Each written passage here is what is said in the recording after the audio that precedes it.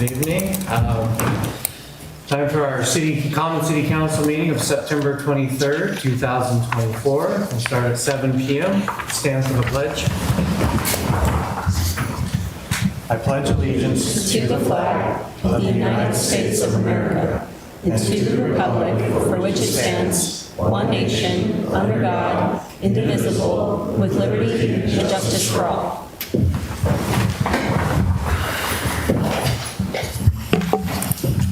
Roll call. Councillor Fulton. Here.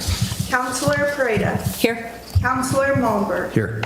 Councillor Martin. Here. Mayor Hodges. Here. We have a quorum. Thank you. Moving on to letter D, ceremonies, appointments, and announcements. And we have the Yard of the Month Award. Yes, we did. We had, we presented, was it last Wednesday, to, the residential went to the owners, Lori and Mark Billings at 830 Crestwood Place. And for our commercial, we had US Bank right down the street, and they were very excited to get that, as well as their landscaping crew. Great. Excellent. Thank you for that. Moving on to the next item here, scheduled public appearance.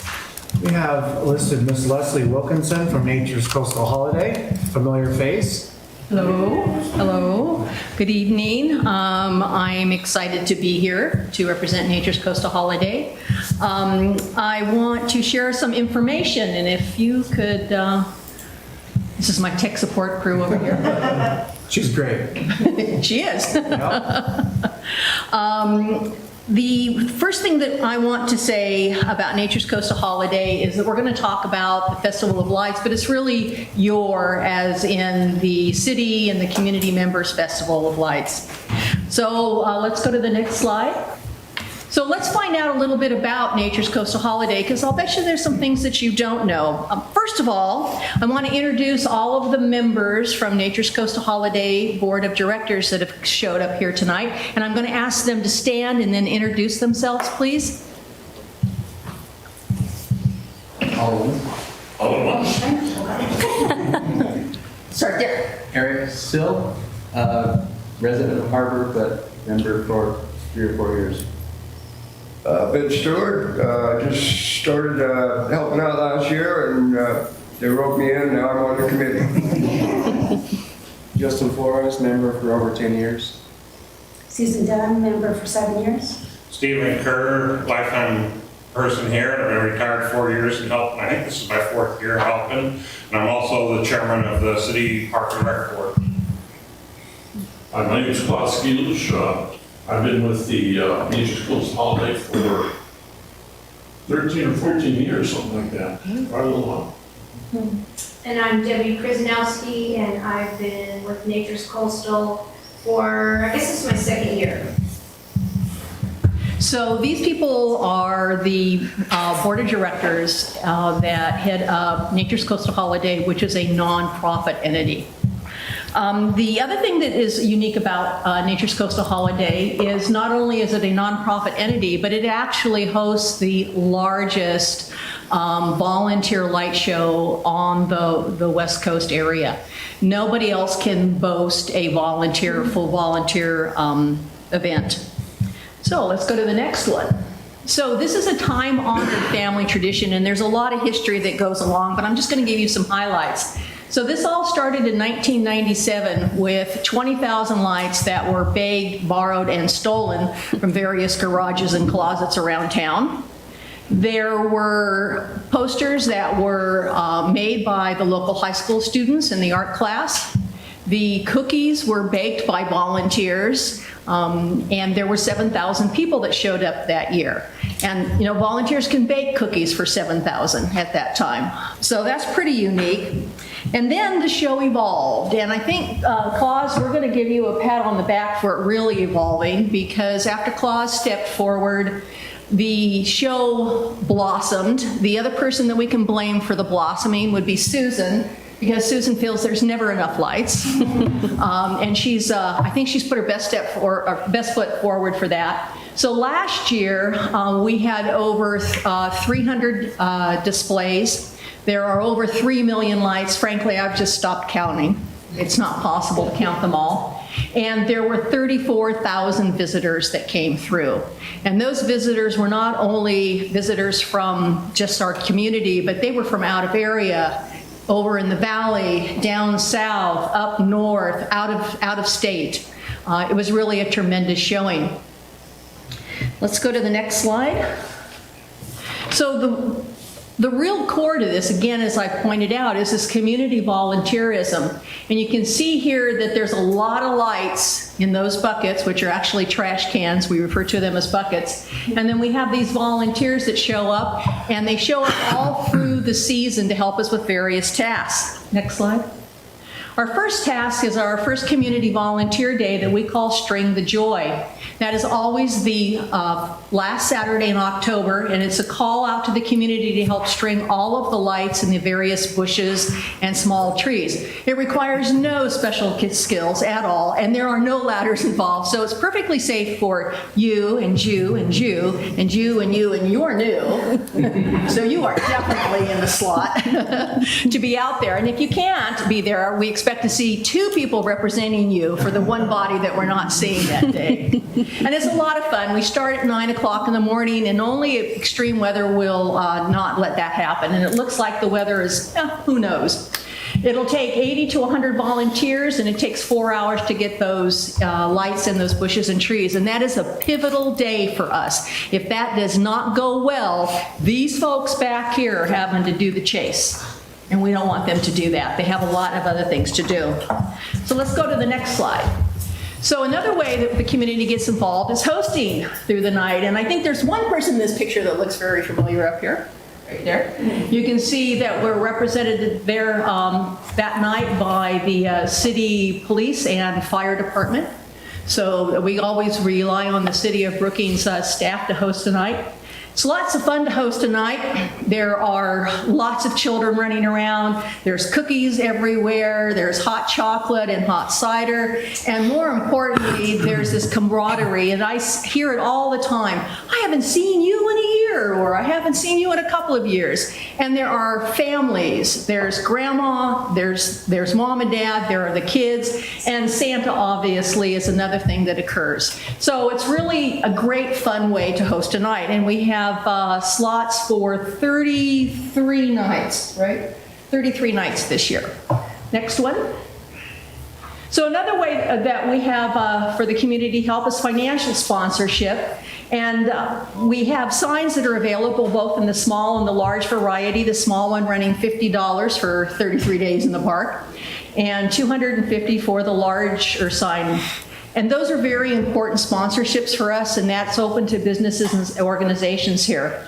And our cutoff date this year is October 20th, and there is lots of information plus the forms that you need on our website, which is naturescoastalholiday.com. Next slide, please. So let's talk about how this all translates and some good stuff outside of the Light Festival itself. So after all the lights are put away, then we have this money that we can do something with. And you know, when it first started out, there wasn't a lot of money. And when we started building the show, there wasn't a lot of money. But now we have some money, we can do something. So we first got involved in 2020. Our really largest donation at that time was $50,000 for that North Bank parking lot. Tony will tell you that was a blessing, not only for the visitors to Nature's Coastal Holiday, but for all of those that were handicapped. They had decent parking, and also for the ball fields. In 2023, we helped with the Kidtown Rehabilitation Project. What a fun way to spend $30,000. So we gave that back to the city. And this last year is the Snack Shack remodel. And we've got $20,000 set aside for donations there to donate to get that Snack Shack up to where it needs to be so it's functional and up to speed. Next slide. So I want to just tell you a little bit more here about this year. This year, there are more displays. 3 new big displays. Rumor has it Bigfoot is making an appearance. Santa Claus and Mrs. Claus will obviously be there in the Santa house, and for all of those that remember going up there to the gazebo, a couple of years ago we were able to put the Santa house together, and now there's a warm, dry spot right there by the snack shack. And so Santa and Mrs. Claus will be there every Friday night before Christmas from 6 to 8. We are increasing the admission this year to a big whopping $4 for adults, and of course children 12 and under are free. It'll be important to have that $4 because, as with everybody in business, we do have a marked increase in storage and supplies that we're dealing with. We also will be launching the media campaign that we did for last year, where we were doing broadcast radio and television in the Valley, Northern California, and up there in Central Oregon and on the coast in Oregon, and also an extensive social media campaign. Part of that will be done with Travel Curry Coast, which is the tourism arm of the economic development department of Curry County. So that will be going on. Tim, I know you're new. If you haven't reached out to Miranda Plagge at Curry Economic Development, you probably want to do that. She's really right on the pulse of advertising and tourism for the county. So I'm giving her a little plug there. Are there any questions?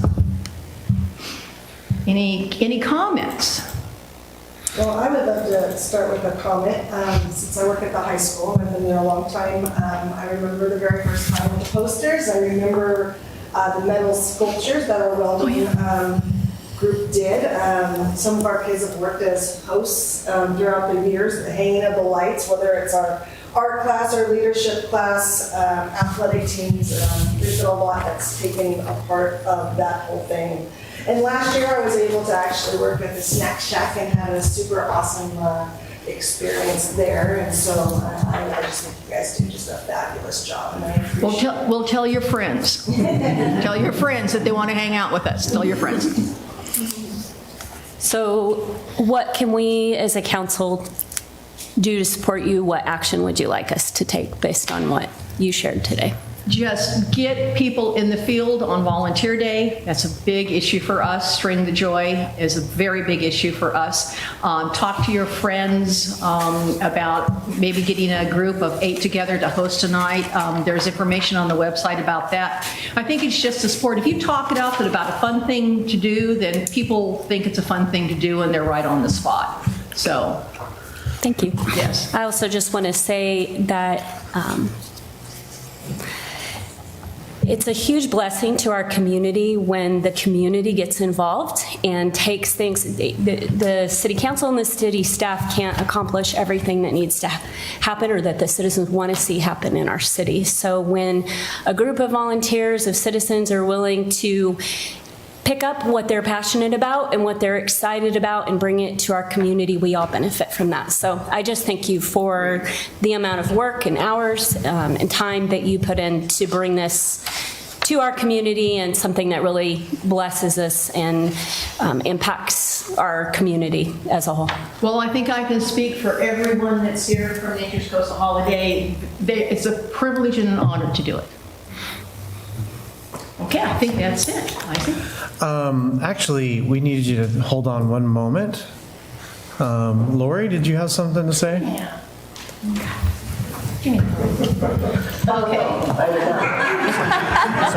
Sorry, wrong Lori. Wrong Lori, wrong Lori. Used to that, being bossed She's around. not used to that. So what Leslie has left out tonight is that she's going to be leaving our area. She is going to take a move to the north. And so I just wanted to give a big shout out to her and let you guys know everything about Leslie that I know. So anyone who knows Leslie knows that she's a force of nature. When she moved to the area several years ago, she reached out to volunteer time to help organize and promote events. Most of these were already established events that needed a little jump start with promoting and marketing, which she has expertise in. It's what I call the Leslie touch, by which she takes the bull by the horns and off she goes, is gone. She jumped into Nature's Coastal Holiday, and you've heard how that event has grown. Over the years, she's been involved with Love Your Fourth, Art in the Park, and the Azalea Festival, all local events that with her skills were successful and encouraged local businesses and tourism. So for the past 2 years, Leslie has poured her talents into helping me with the Azalea Festival. She's given us a great roadmap to follow, and I'll be calling on her often, no doubt. Volunteers like Leslie are hard to find, and she'll be greatly missed. So, Absolutely, yeah. Leslie, on behalf of the city and the organizations you've touched, well, you've been here, I'd like to present you with this. And it is what you are, a force of nature. So it says, Leslie Wilkinson, a truly amazing volunteer, is hard to find, difficult to part with, and impossible to forget. I have an ex-husband that will tell you that. Oh, thank you.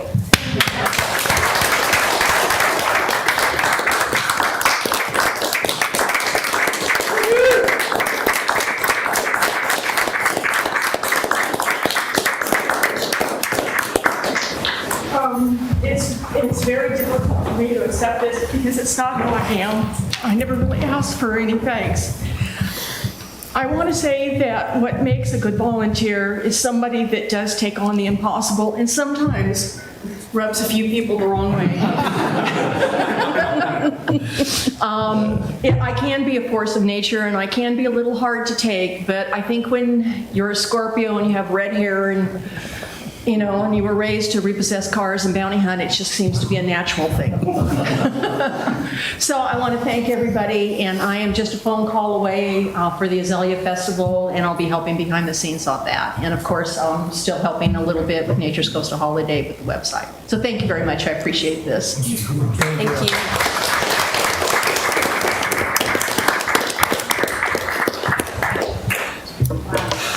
That's hard to follow there, but before we move on to the next agenda item, we also had an introduction to do. Yes, we do. With us tonight, standing up there, is Wendy Giordano. Wendy is our new grants project and grants coordinator. Just a little bit about Wendy. She has previously served as a public relations and communications coordinator of the Three Rivers School District. She was with the city of Grants Pass for 11 years, where she served as the business operations manager and the park superintendent. She has private sector experience, giving her a well-rounded perspective on project management, budget oversights, and community engagement. As the park superintendent in Grants Pass, she led development and execution of multiple capital projects, tackling aging infrastructure along with a wide range of improvement projects. And Wendy and I have something in common. We both started our very first day with the city council meeting. So this is our first day on the job, and just welcome Wendy. And if you want to introduce yourself a little bit.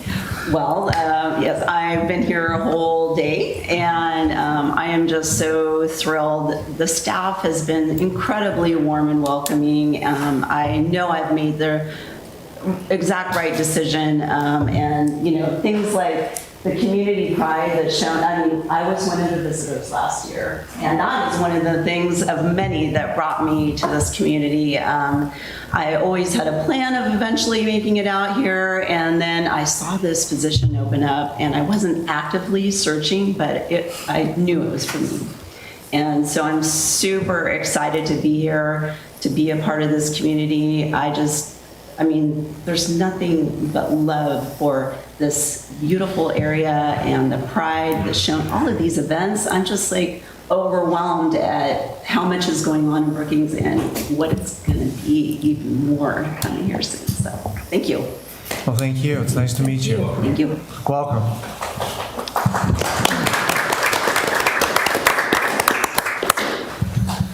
Okay. Am I missing anything? I'm good? Nope. Okay. So next on the agenda is oral requests and communications from the audience, but all right. We'll move right beyond that. We don't have any tonight. Now we're on to G, consent calendar. This is to approve council minutes for September 9th, 2024, and receive monthly financial report for August 2024. Any discussion?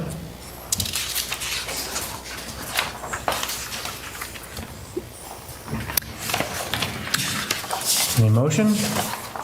I'll make a motion to approve the consent calendar, including the meeting minutes and the monthly financial record for September 9th and August of 2024. I second. Call the question? Counselor Martin. Yes. Counselor Fulton. Yes. Counselor Breda. Yes. Counselor Malmberg. Yes. Mayor Hodges. Yes. The motion carries. Thank you.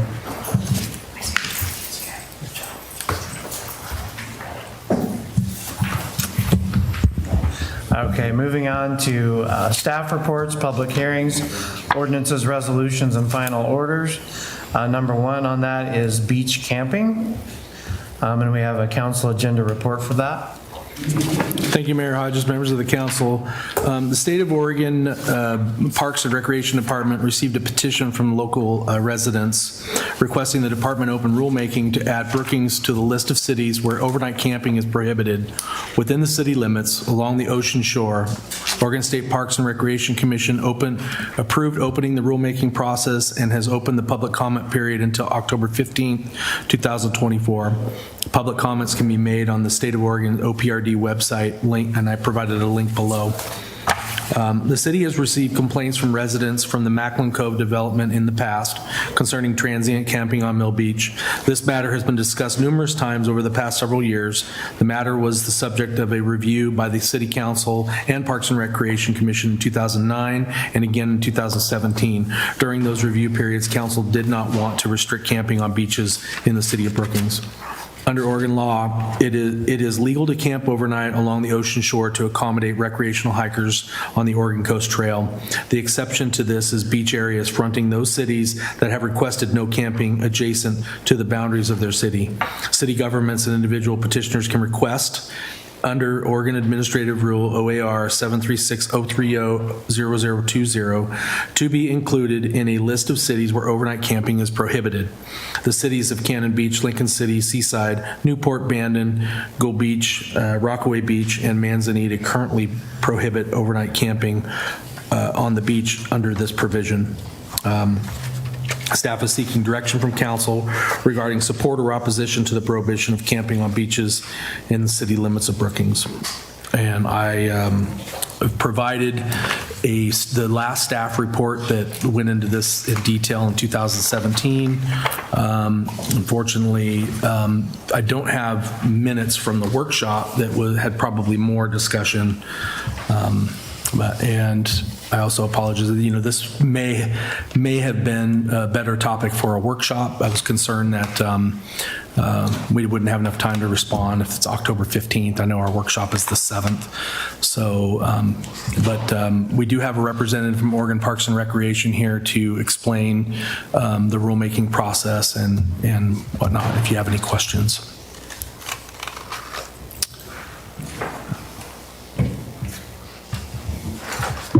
My name is Justin Helberg. I'm the South Coast District Manager for Oregon Parks and Recreation Department. I just want to start off by saying thank you for your time this evening, Council, Mayor, and willing to answer any questions, provide any clarification, but Tony had mentioned some of the initial items of the petition that we received to open the rulemaking process.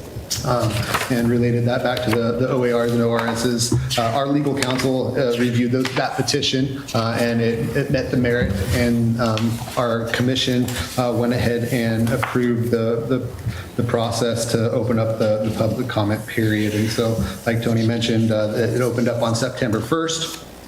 It will remain open until 5 p.m. on the 15th of October. On October 9th, we have an in-person meeting here locally in the community at the Southwestern Oregon Community College, held at the community room to take in-person public comment.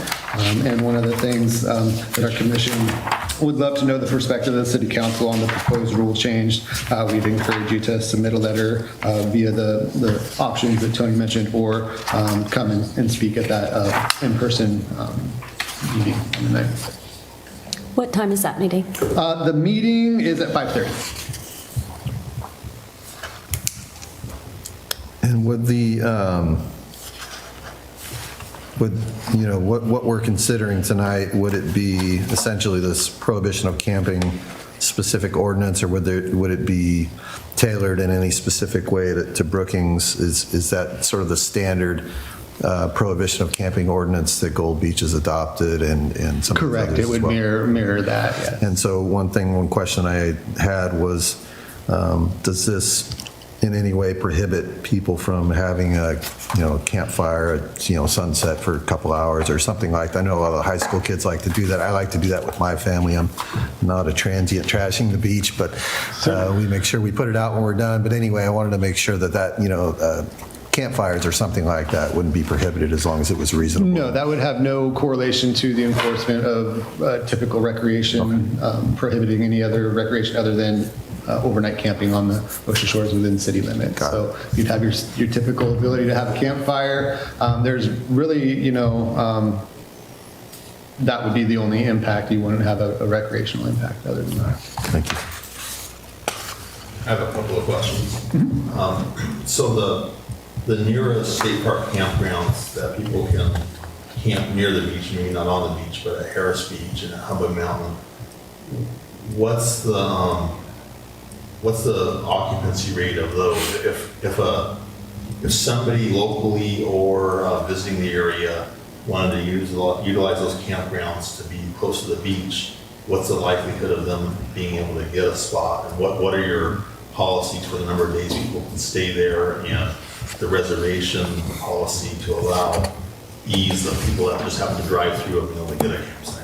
Yeah, great question. So the state limitations of 14-day stay within an overnight campground, 14 consecutive stays within Oregon State Parks is our longest duration stay for any of our overnight campgrounds within our camping system.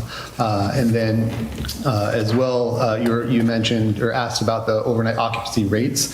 During the summertime, we have very high occupancy rates. Our reservation system operates on a same-day reservation process, so folks that have some spontaneity to their schedule and come into the area would have the ability to book sites that are available at that current time when they're on site, specifically on that day, and you can book up to 6 months prior to your vacation stay in the area. So there's a little bit of flexibility in both ways. If you have some prior planning ability, you can forecast that out. You can also have availability for those intermittent availability windows. Are all the sites on the reservation, or are there some that are first come, first served?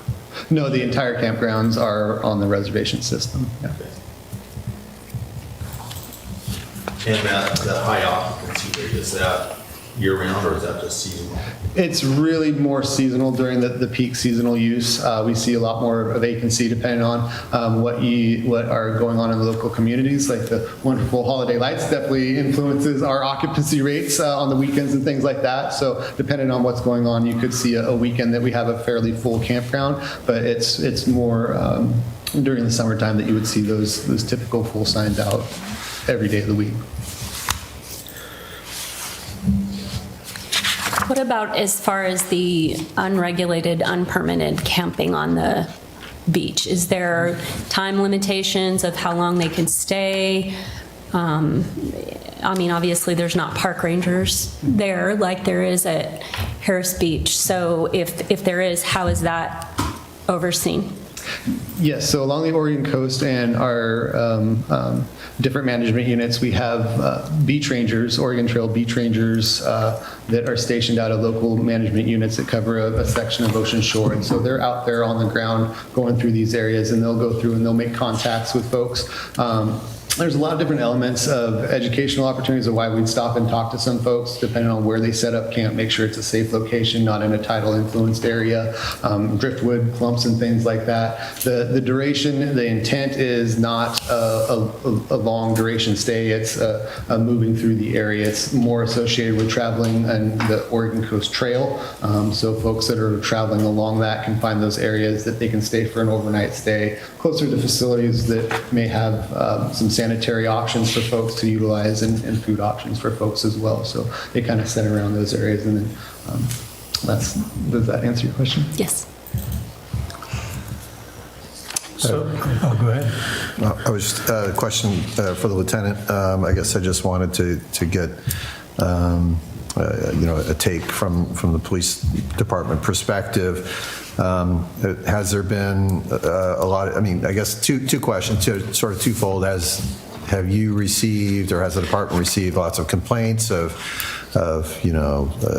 loud noises and, people, trashing the place? And if so, how has the police department been able to respond, or have they not been able to respond because this agreement doesn't exist, I guess? Well, with what we're talking about is strictly camping. Okay. Not bad behavior on the beach. And as it stands right now, behaviors on the beach are not within the city of Brookings jurisdiction. OPRD, Oregon Parks and Rec Department, they do a wonderful job patrolling. It may not be daily, but I know they're out there at each of our beaches. Something I want to mention, this isn't just Mill Beach. I don't know if you have seen the map for the proposed camping area, no camping area, but it's from roughly Deer Park Drive, north of Dawson, to the Chetco River.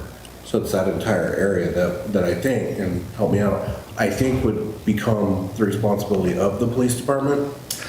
Not solely, no. And so what this is, if it's going to mirror other agreements, so we would still, as Oregon Parks and Recreation Department, be out there making enforcement contacts. By no means are we trying to transfer that load to any other city resources and such. So that would give us the opportunity, if you guys wanted to pass a parallel ordinance, that we could collaborate and the local PD could enforce the prohibition of camping within those identified areas within city limits. But by no means is the intent to fully and solely put that owner on the city and the resources from the city.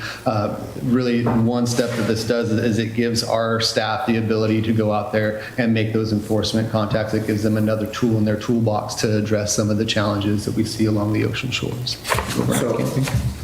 Back to your question. So we do, because we're a 911 center, we're a dispatch center, we are aware of the calls that happen on the beach. When folks at the Macklin Cove condos call to report some bad behavior on the beach, it comes through our dispatch center, so we're aware. I went back and looked at this year, this calendar year, and I found thank you. I found 6 reports of fires, campfires on the beach. 5 of those were actually illegal because they were during fire season. I found 3 calls where somebody was misbehaving, harassing someone or just being disorderly on the beach. I want to note 2 out of 3 of those were in the daytime. And the 3rd one was at night, and it was juveniles harassing a person camping on the beach by throwing rocks at their tent. 3 reports of people camping, because people have learned, the neighbors, the Macklin Cove condos, or like if we're talking about the North Jetty, the folks that live in those homes have learned it's not illegal to camp on the beach, so they don't call and report it anymore. So we only received 3 reports of people camping, and then 1 report of fireworks being launched somewhere in the area. Sorry, go ahead. So really, no, not that many calls. And then when those 911 calls come in, then those are turned over to another agency to respond to? Right. BPD doesn't respond? It depends on the severity of the call. Okay. If it's something in progress and somebody's in danger, BPD will go, within reason. Now, there are places on these beaches that are hundreds of yards from the nearest police car, right? So if an officer does go down to tell somebody they're not allowed to have their tent 500 yards down the beach, that officer is 500 yards from their car when a serious call comes in. So that's something we always have to weigh out. So it depends on the call, right? The fire call, Brookings Fire is going to respond along with Coos Forest Protection Agency. The harassment, again, depends on the level. Reports of people camping, our dispatcher is probably going to explain to the caller it's not illegal to camp. And then the report of fireworks, yeah, that'd be, our officers would go to the area and see that, in this case, the fireworks were done, so there was nothing to go investigate. Are you more responding as a supporting agency to Yeah. the agency that is? For example, an assault on the beach, our officers would likely go and at least sort of quell the situation, call for OSP. OSP is the agency with the criminal responsibility on the beach. So, and we have and will continue to. So Oregon law, if I have it right, they put this in there to accommodate our recreational hikers, and I'm sure bicyclists and whatnot. And you said there was 3 calls, but how many people are actually camping that are recreational hikers with bikes? That's a really hard number to get specific on because there's so many opportunities for folks to camp along the ocean shores in these areas that we don't recognize because we have the limited amount of staff. I will say though that it seems like the trends are that they're being utilized along the OCT is seeing more popularity with some of the fire and challenges that they have with the Pacific Coast Trail. We're seeing hikers come into the area that are then altering their route and coming up the Oregon Coast Trail. And so one of our opportunities is looking to make sure that along the Oregon Coast Trail, we're giving those opportunities for safe, identifiable camping for folks traversing the Oregon Coast Trail. But as far as a hard number, I don't have a hard number for that. Hard number is kind of, are people utilizing it? I mean, that's the reason why the law went people in there, so just kind of get an idea. Thank you. So I'm not a fan of laws, like a bunch more laws coming into effect that we have to follow, especially when it comes to the beaches. And I mean, I think I grew up with Boy Scouts, all the things that I definitely do not want to limit. And I know there's lots of other beach out there that's not within the city limits, but is there, and Councilor Malmberg probably answered my question earlier, but is there any room for, say, a permit or something that can be attained if a Boy Scout troop wanted to go camp on a certain point in the city limits on the beach? Is there any room for something like that in the law, or is it just, this is it? Do it or don't. Yeah. I think there's probably avenues to explore. So we have special use permits for non-traditional camping uses in our facilities or non-traditional recreation uses within our overnight parks or day use areas. And so if there's a non-traditional use, which if it's prohibited camping, that wouldn't be a traditional, not necessarily a traditional use for that area, but I would see that there could potentially be an avenue for consideration and an exception, but I think you would have to go through a special use process for that, and it would have to work with the local park managers to find an area that would be appropriate for that, and if we can kind of check all the boxes, I think it would be potentially open for discussion, but I can't guarantee it as far as consistency. But the point is not to make a super rigid regulation that we can't still allow folks to enjoy the beach and be out there in the evening and sunset and post light, but just deterring some of the camping that is causing some challenges for our staff in the local community as well.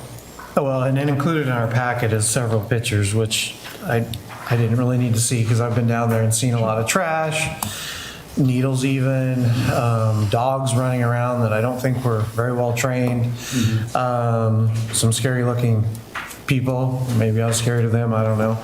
But so I understand that, but we already have laws like for littering, and I know we do for fires and these type of things. So adding another law to that, is it really going to make a difference? I mean, it sounds like there will be more room for the city, I guess, to be involved. But as far as the state itself, are you going to, it seems to me that there's enough laws in place now. If the state really enforced it, this wouldn't happen anyways, or am I wrong? Well, right now, we can't prohibit someone to camp in that area within city limits. It's a campable stretch of ocean shore. And so with that, the complaints that we've received and the petition process that was initiated, the commission felt it was appropriate at the time to open up public comment to consider an amendment to the rule. And so what I'm asking is if you have a camp that's clean, taking care of themselves, not being obstinate, not doing illegal activities, that's one thing. If you have a camp that's obviously doing illegal activities, and trashing the place and, acting out, going after tourists, those type of things, which is, a lot of that menacing I know is against the law, littering I know is against the law. So there's a lot of laws there. If we enforce those, that would sort of separate those who are camping in a nice legal manner from those who aren't. I'm just asking, if we enforce those laws that were already in place, wouldn't that also prevent the issue? And we are actively, as an agency, out there addressing the littering and other violations that we come across out there. And so our frequency and ability would be to respond to the reports that we get out there. As I mentioned before, we're not able to go to the segments of ocean shores within these areas. And so when we get a report of something, that would give us the ability to go out there, make an assessment, and see really at what level of enforcement is appropriate in the situation. Our agency's philosophy as far as enforcement is lowest potential solution, educational opportunities if available. And so we really try to start at a very low area of enforcement and work up. And so really what it would be is advising folks that camping is illegal in these ocean shores areas, educating folks, and then, if they continue to stay, then we would escalate up to our enforcement options. Okay. Well, I do feel for the residents that are along there and those of us that use the beaches, those tourists that are there visiting. I understand that. I guess my questions are more centered on, we're adding another law on the books, possibly, or supporting that. And it seems we have a lot of laws already on the books, so thank you. That's my question. Yeah, it seems to me, reading through the comments that people have made, it's not necessarily the camping that people have an issue with, but the results of what's currently happening. And I think, to the mayor's point, is there ways that we can detour the effects that we're seeing over just restricting it as a whole?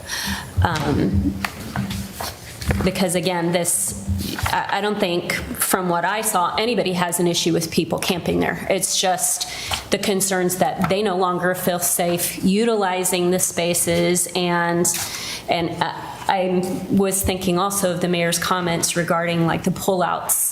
And now nobody can use them because we aren't able to keep them clean and available for everybody, and instead they became permanent camping spots. So I think these are hard situations to try to figure out how to handle, and there's a lot of different aspects to them. So I would love to see us be able to find a way just to target the effects and deal with that more proactively and allow people to be able to use that when it's utilized properly. The issue is disregarding of rules and not considering others and the negative impact, in my mind.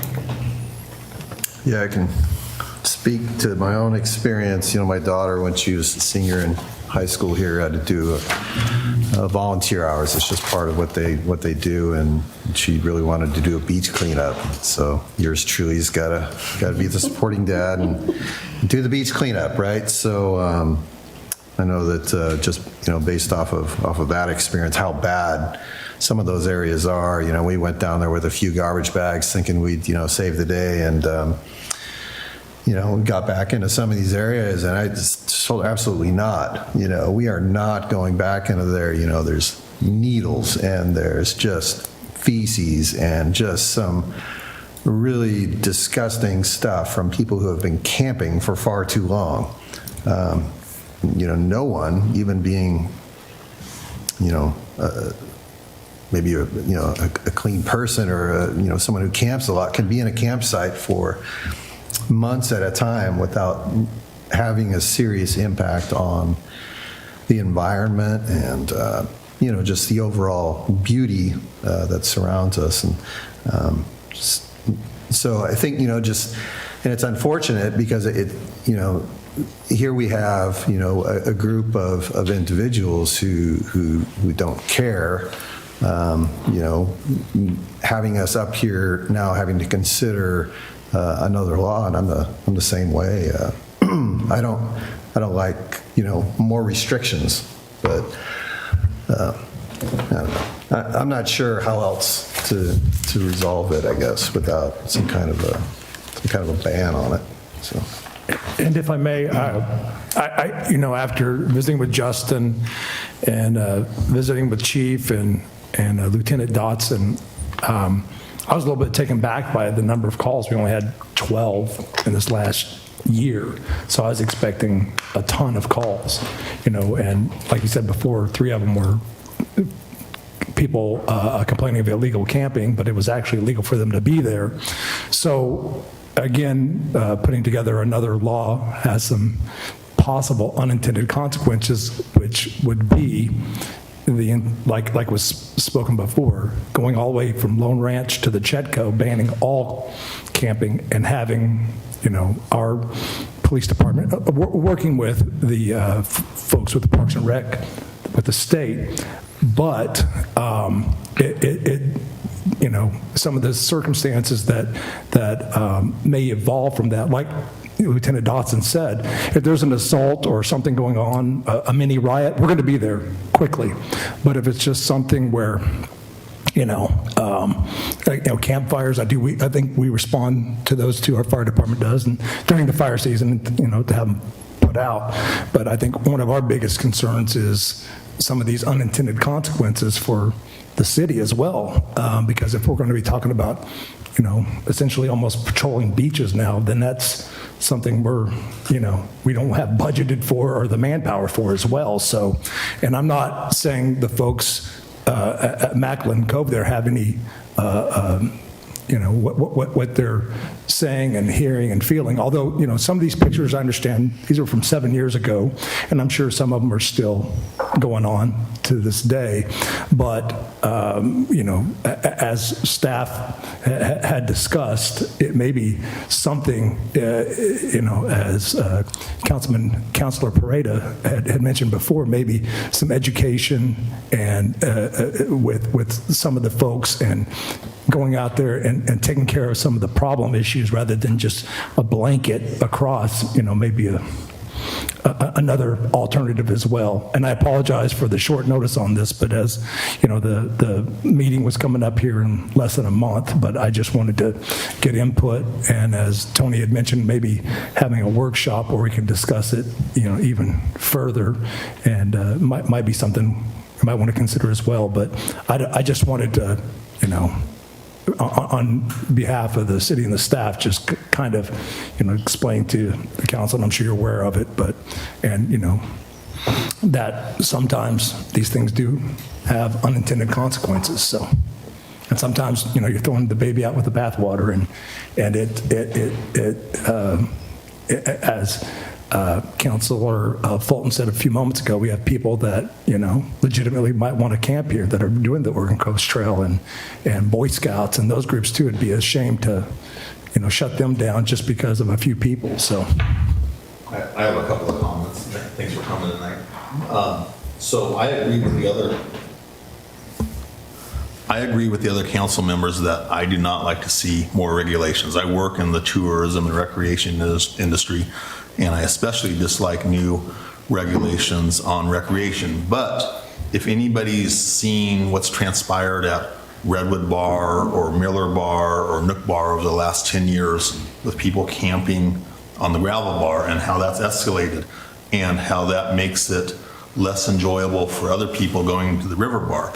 And also, a lot of people, they know now, but they didn't know that you could camp on the beach. And how long is it before the beaches in Brookings look similar to, let's say, the side of Highway 101, just south of the Checo River Bridge.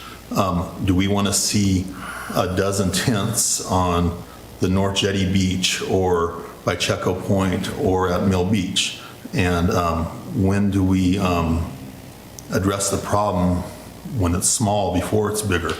We have private and public campgrounds in the area that people that genuinely want to camp near the beach can utilize now. But I think this is a problem that could get a lot worse. The people on Mill Beach and Macklin Cove are already experiencing it, but I think this could get out of hand like it has along the Checo River, Gravel Bar, and other places. And I think we need to protect the beach for people who live here and people who visit. And when I go to the beach, I don't want to see tents and garbage and sleeping bags on the beach. I want to enjoy the sand and the water.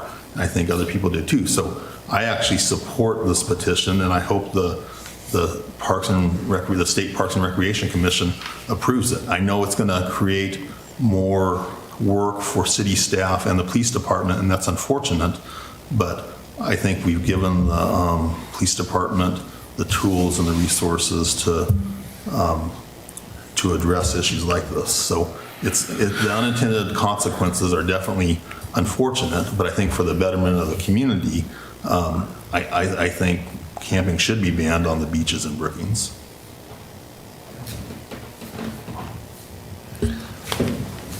Thank you, and I want to, make sure I say that we greatly appreciate the work that you guys do, as well as it has went into this, and so even though there's been a bit of back and forth up here, we're very thankful that you guys do go down and patrol and enforce as you do.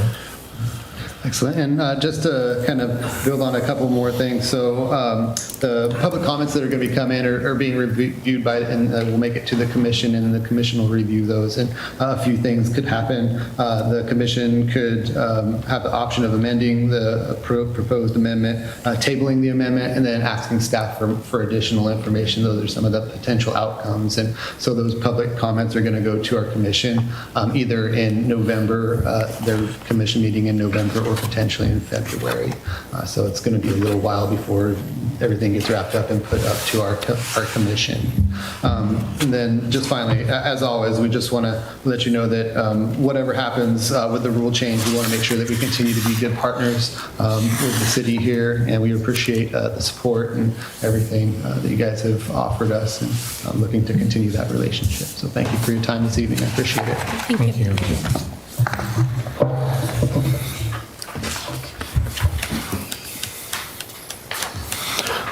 So in the staff, since this is a staff report and is on the agenda, I didn't offer a motion, but you all could craft one yourself if you want to support or oppose, or we can continue it to another discussion, but as long as we can make it. What was the date again? October 15th. It is the 15th. Yeah. Okay. So we have a meeting. We have a meeting, 14th, yes. 14th. So we could possibly, one day before. Yeah. Or, I mean, do you have to have a recommendation or It's not required that you have an opinion, but the council, the commission would really appreciate your guys' perspective and to take that into consideration. So we know that they would ask, and we would love to be able to provide that perspective to them as they make their final decision on what route they want to go. It does seem to me, reading through the comments that have been submitted, by and large, the community members and even visitors to our community prefer to see it banned. There are those who don't, but by and large, it seems that that is what our community would prefer. That was what I gathered as well, and I spoke with a lot of people on this matter, friends and neighbors and people within the community, because I don't pretend to have all the answers or know what's best for the people of Brookings, and especially on complicated issues like this. I try to ask, hey, this is coming up in front of us. What do you think? And I ask quite a few people, and My responses were very similar to the ones that we read, is that, you know, it's unfortunate that things have gotten this way. You know, they all remember the days when there was, you know, less laws on the books and you could be trusted to take care of your environment, and people looked after, you know, themselves in the area that they loved. But there's been sort of a change in recent years, and people just, you know, not picking up after themselves, not being good stewards, and they all recommended, to me at least, you know, prohibiting camping within the city limits. The health concerns, I think, are, like, to me, one of the biggest parts of that issue. But Lori, are you still on the phone? Yes, I am. Okay. I was just curious if you had thoughts or inputs towards on this matter for the city. I haven't had a lot of time to look at you know, the regulations that the State Parks Department operates under, or the other city, you know, coastal cities ordinance. But I told Tim Sexton I didn't see any legal issues at all. In 2017, the council wanted to speak with the city attorney about this similar issue, because the whole homeless camping issue was, you know, a hot potato, and there were a lot of legal implications if you banned camping and didn't have anywhere for people to camp on public property. Well, you guys have dealt with that recently. You know, updated together, and there are places for people to camp if they move on every day. So I think you're fine as far as state law goes. You know, state law requires that cities have a place for people to go, either a homeless shelter or some piece of public property where people can lay down their head. So I think you're taken care of on that front, and I don't see any other, in my quick review, I don't see any other legal issues I would need to comment on about this matter. Thank you, Lori.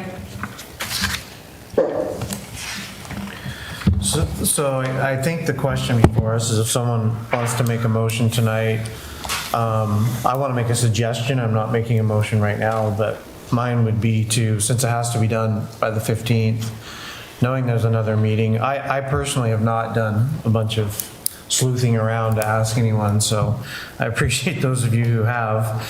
But, you know, I would like to have some time personally to find out what people's thoughts are and hear from the community on this. You know, there probably isn't a whole lot of people. Maybe there's none, I don't know, that go and camp on the beach. So maybe it's not a big issue at all.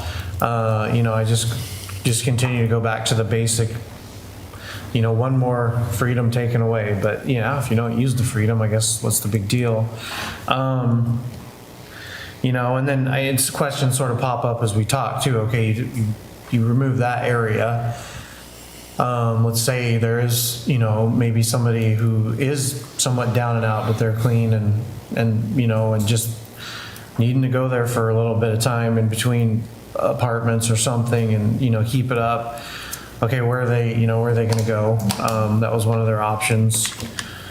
You know, it is, and I don't mean anything negative to the state by this, but it is the state getting an out of dealing with camping, and now the city still has that much more to deal with within the city limits. If not within the city, then the county has more to deal with right at the county line. I don't know how neighborly that is either, but I get it. I guess my point is I'm very undecided. I talk myself in circles, and I'm not going to keep everyone here all night doing that. So I would propose, at least put it out there, of giving it till the 14th. I'll make a motion that the city write a letter to the Oregon Parks and Recreation Commission supporting the petition to ban camping on beaches and ocean shores within the city limits of Brookings, joining the cities of Cannon Beach, Lincoln City, Seaside, Newport, Bandon, Gold Beach, Rockaway Beach, and Manzanita. You could even leave it as that. I'll second. Call the question. Councilor Fulton.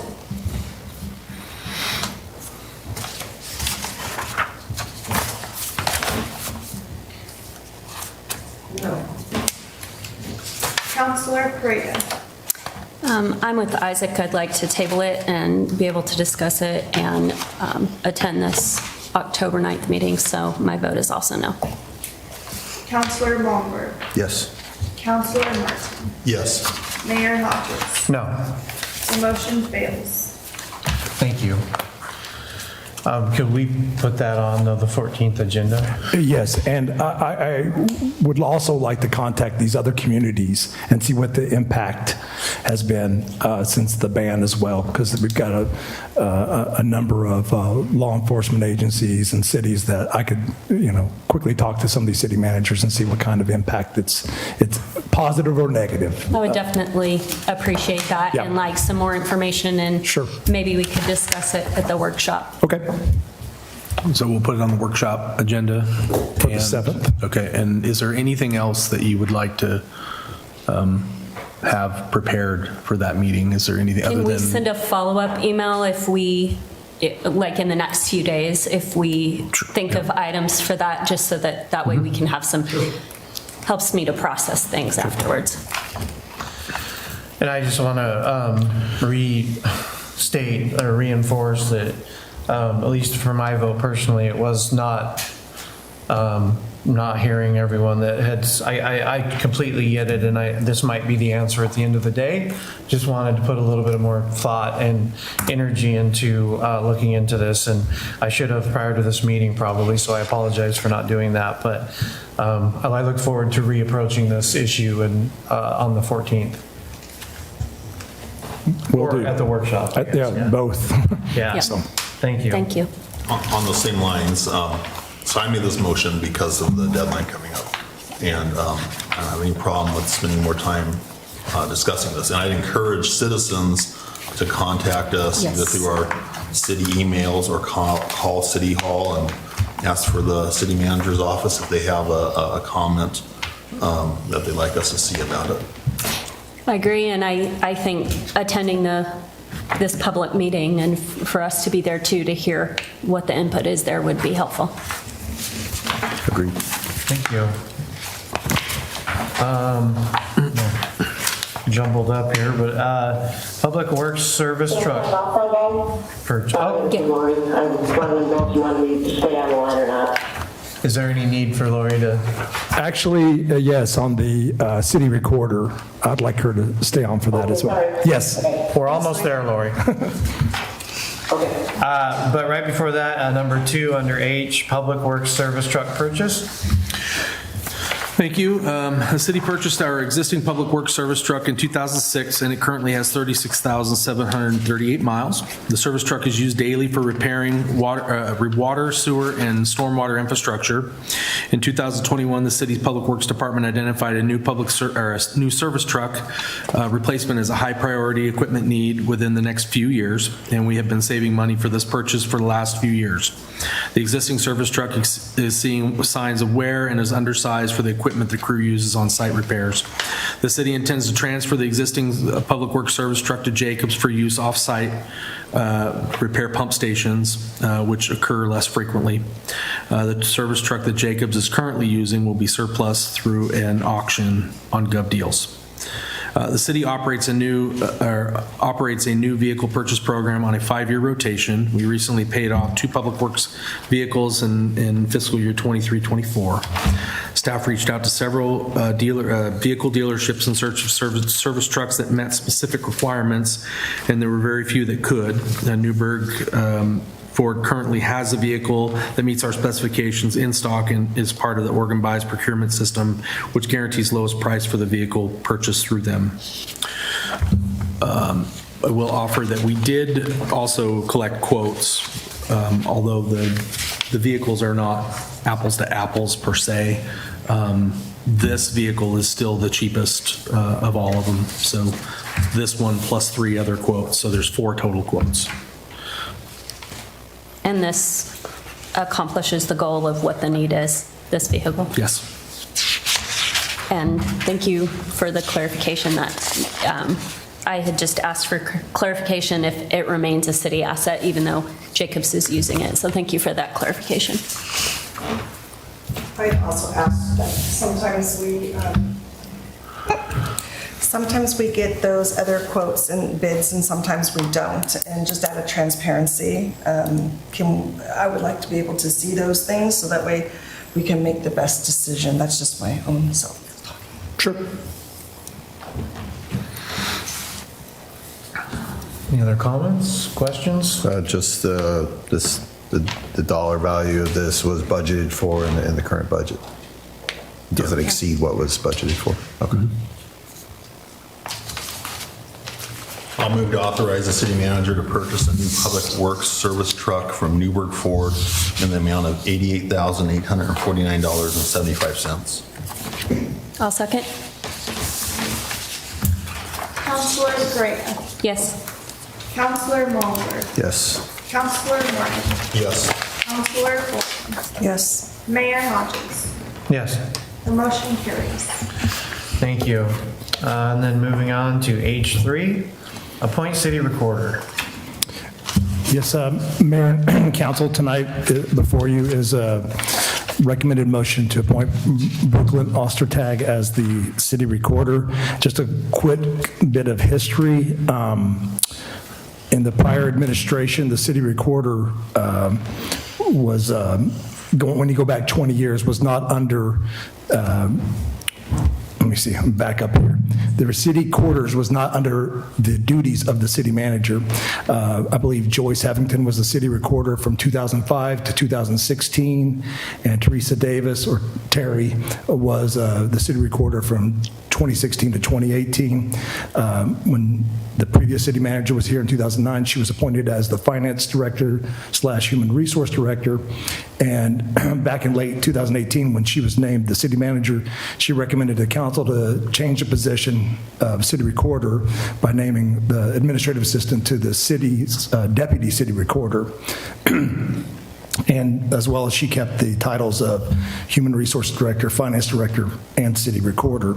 But I do believe an organization of this size should simply have a city recorder and empower that person in the position to grow. And just based off of what staff and the meetings I've had, they felt like Brooklyn's doing an outstanding job, and we're going to encourage her to move forward in getting her certifications. And it was asked, and I will still oversee, Brooklyn. She also is / administrative assistant for me as well, and just to make sure that all city records and election requirements are being fulfilled as well. So I'll still oversee that, just like I do the other departments. Thank you. Yeah, this is one of the things that came up when I, got on the city council. I was digging through all the paperwork just like the rest of you, and I noted that it required that we have an appointed city recorder. And I remember asking the question at the time, so I think it's appropriate. It's within our code, or within our, what's the word I'm looking for, within our charter, that the city council is supposed to appoint a city recorder, a city attorney, a judge, and the city manager. So I think it's more in alignment with what our charter requires, actually. So I also previously had looked into that and I didn't see any other city where the city manager was the city recorder. I think this is much more appropriate, and I'm very happy to support this. I have a question on this. So I understand the title, city recorder, and we need to, align how the structure is framed, and I don't disagree with any of that. But should it be two separate? And this just came into my mind, so I would have brought this up before, but is setting the structure up, which is what definitely we should do, separate from also hiring into that position. So like tonight, we definitely should probably verify the way the structure should be, and therefore that city recorder position be available and a part of the structure. But you really, as city manager, from therefore are hiring into that, or is that also what we should be doing as well? And that's where Yeah, that's always been a kind of a, and this is, and Lori probably has a little bit more information on this too, and it's every city I've worked at, when cities started, 100, 150 years ago, a lot of times they made these appointments, to, as a city, who was going to be the city clerk, who was going to be the police chief, who was going to be the fire chief. All these appointments were made. And for whatever reason, over the past few decades, it's still set like that, but it's based upon state law that every city shall appoint, I believe, and Oregon laws this as well, appoint a city recorder. And so, but in essence, the day-to-day responsibilities comes under the purview, and it's set up here where, with our organizational chart and the way it's set up, that I'll still be, managing Brooklyn on a day-to-day basis.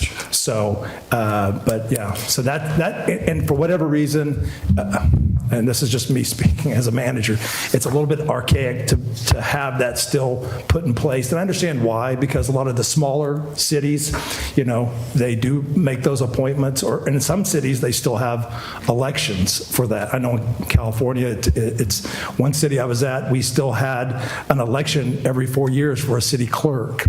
And we had somebody that came to me right before I left in 2016 in Auburn, and she said, "I'd like you to do me a favor." And I said, "What?" And she was the elected city clerk, and she said, "I would like you to help me get fired."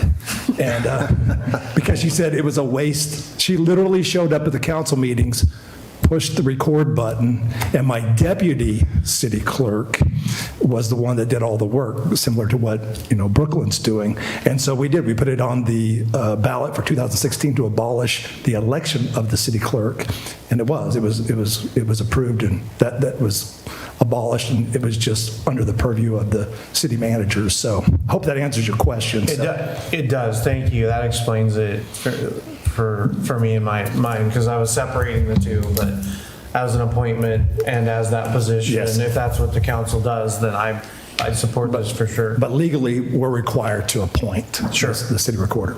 Sounds good. I have a comment on this. I'm glad that city staff supports this. I'm glad that you're willing to delegate those duties. That's been an issue in the past. And then also for the newer council members, this is actually an issue that the council had to deal with, of a potential conflict with the previous city manager when the recall petitions were being certified and the results were being certified. So this puts a layer between the council and our hired manager, and I think that's good for the public. So I think this makes us more transparent, and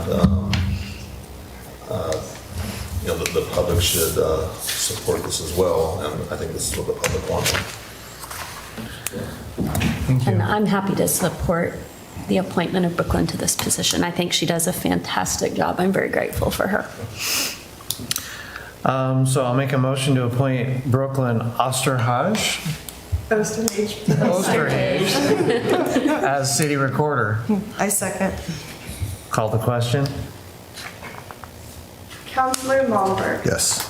Counselor Martin. Yes. Counselor Bolton. Yes. Counselor Pereira. Yes. Mayor Hodges. Yes. The motion carries. Thank you. And that's why no one else was making the motion, right? I was gonna text you, oh, this is how you pronounce it. I forgot. Remarks from mayor, councilors, and city manager. Anyone have anything left? Sure. I'll say something. Brooklyn, you are a dedicated, hardworking city employee. I'm glad that you will hold this official title while being compensated for the additional level of responsibility and workload. It is very important that the job responsibilities and pay scale of our city employees are competitive with other cities. And just as a reminder to everyone, September is Suicide Awareness Month and is quickly coming to a close, that this issue stay in the spotlight throughout the year, as well as all mental, physical, social, and economic health of our residents. Thank you. So mine is brief. Congratulations. Welcome. And thanks for your guys' hard work. I second all of this. Yeah, I was just going to add a little bit to kind of what was discussed earlier. And I think that, though we don't always agree up here, I'm very proud and confident in knowing that every one of us up here have the best of intentions, and I'm glad to be a part of this council. And I know that some of the decisions that we have to make are very difficult decisions, and having more information is always a good thing in making those decisions. So I fully support, even though the camping ordinance motion didn't pass tonight, I also fully support gathering more information, anything we can do to make the best decision that we can for the people of Brookings. Thank you. I wanted to just let our citizens know and encourage them. One of the other counselors had already brought up, if you have, I think it was Andy, but if you have comments in regards to the things on the agenda or specific questions, I encourage you to submit those questions to us so that we can consider that and get more information. We're here to represent the people of our community, and personally, I want to do that well. And every one of us has a different brain and a different perspective and different backgrounds. And so when we read through this information, we come from different viewpoints and vantage points. And there's 5 of us up here discussing those, but I, for one, appreciate and welcome questions that would come from our community so that we can hopefully get more information that helps you feel more informed and lets us be more transparent with you. And secondly, I just want to say that we now do have on the books the Meet Your City Manager. It will be October 8th. Starting at 6 p.m. and it'll go to 7:30, and it'll be in our EOC building. So I encourage our community to come out and get to say hi and meet Mr. Rendell, and hopefully we'll have a good turnout. Bring donuts. No donuts, but there will be some treats. Mr. Barron had something to... Yeah, I just wanted, on the camping issue and the Mill Beach thing, I just wanted to offer that, in the 12 years that I've been a city employee, Mill Beach is really dear to me. It was one of the first projects that I ever worked on. In fact, I applied for the grant that funded that project prior to me being an employee when I was a Parks and Rec commissioner. And so it was one of the first projects I got to go through the whole process, getting a grant and then managing the project. And just when we did a ribbon cutting on that, there was a lot of really positive things. And I would say for the first few months, it was really positive, but it wasn't long until it just took a turn for the worse. And unfortunately, the restroom's been closed for a couple of years now, and there's just nothing that we can do to stave off the vandalism and misuse of that facility. And it's really sad that your intentions can be so good and you just don't foresee the negative impact. And like I say, it's one of many projects I've done in the 12 years I've been here, and it's probably one of the most disappointing results, unfortunately. And I think it still has the ability to be a great thing for the community. There's just a lot more work it's going to take to make it happen, unfortunately.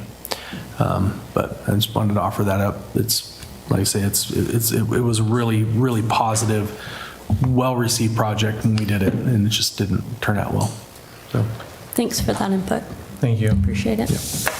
I just wanted to, second what everybody said, especially, the fact that a good and open dialogue can happen, and we can all come from different viewpoints, but still speak to each other as, brothers and sisters of the same community. So I wish that could always be in other areas.